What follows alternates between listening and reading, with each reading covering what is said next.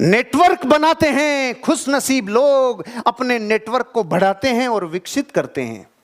खुशनसीब लोग नेटवर्क को बढ़ाते हैं और विकसित करते हैं। मेरे साथ दोहराओ, आपको काफी देर हो गई, मैं चल रहा हूं अकेला।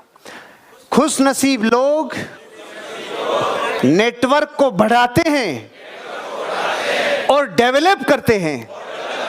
नेटवर्क को बढ़ाते हैं और विकसित करते हैं।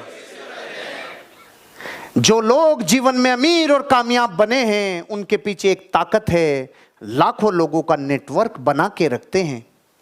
टाटा के पास 12 लाख लोग हैं, रिलायंस के पास 14 लाख लोग हैं, बाबा रामदेव के पास 5 करोड़ लोग हैं जो सुबह ऑक्सीजन लेते हैं और CO2 फेंकते हैं।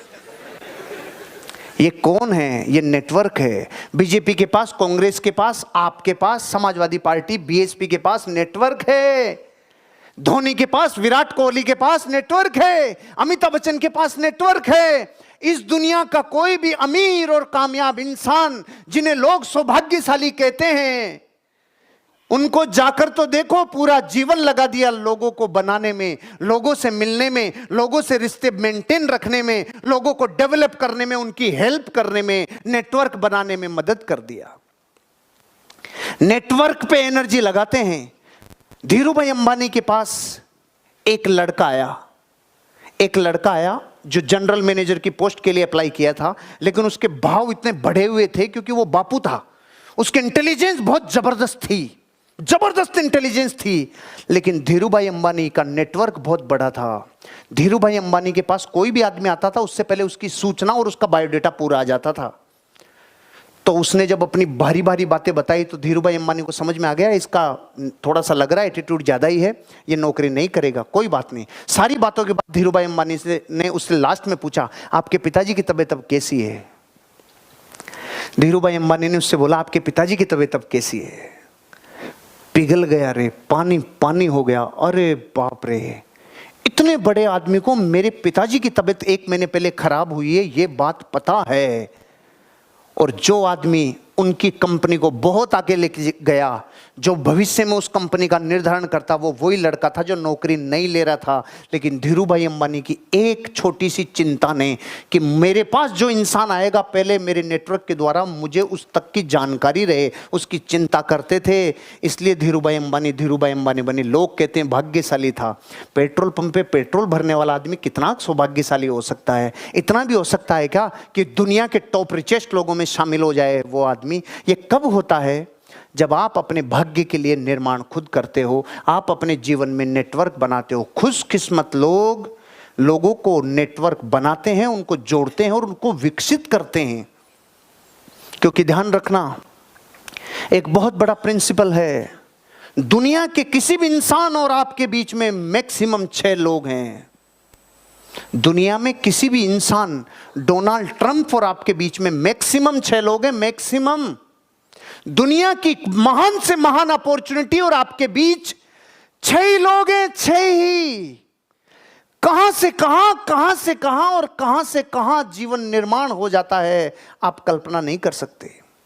एक लड़का था जिसका नाम था दिलीप। वो लड़का, उसके पिताजी की डेथ जल्दी हो गई। वो केवल म्यूजिक बजाना जानता था। वो छोटा मोटा काम करने लगा, थोड़ी शादी ब्याह में जाके गाने लगा, कुछ कहने लगा, कुछ म्यूजिक देने लगा।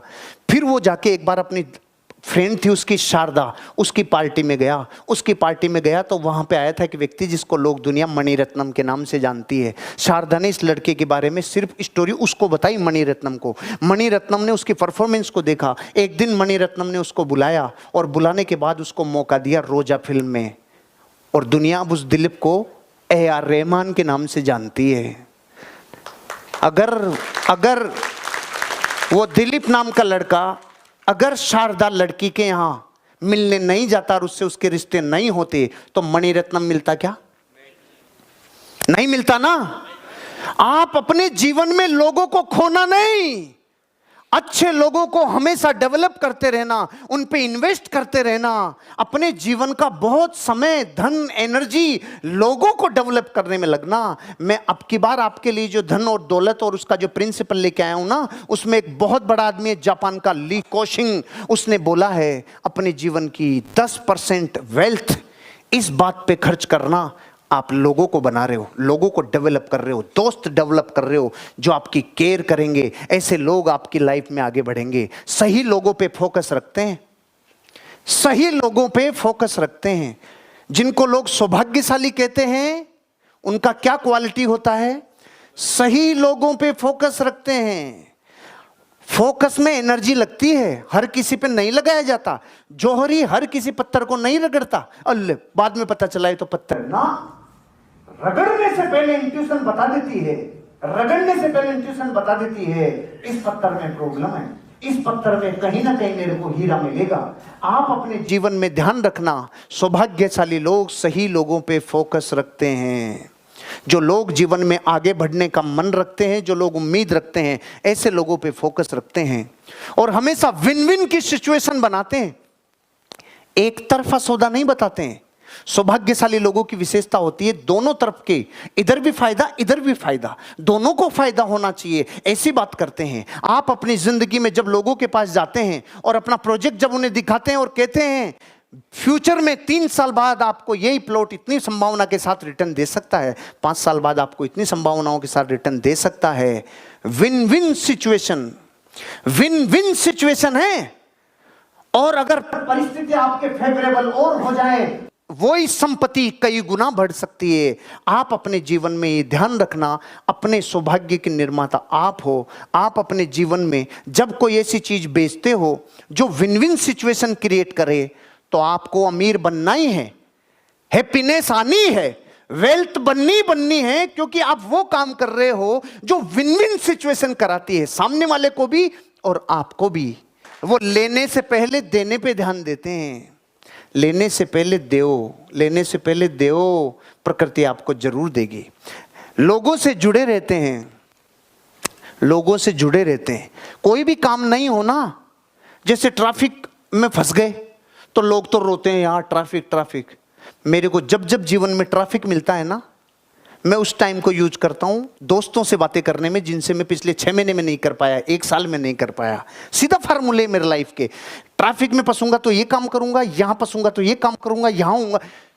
हर एक डैमेज कंट्रोल में मैंने प्रोडक्टिविटी डाल रखी है। कब होगा तो क्या करूंगा, कहीं लेट हो गया तो क्या करूंगा, बस में रहूंगा तो क्या करूंगा, फ्लाइट में रहूंगा तो क्या करूंगा, एक एक टाइम पे चक्रवर्ती ब्याज लेऊंगा। ऐसा मैंने अपने आप को दे रखा है। अभी बताता हूं, लंच पहले बताता हूं आपको कैसे ब्याज मिलता है प्रकृति की हर चीज के ऊपर।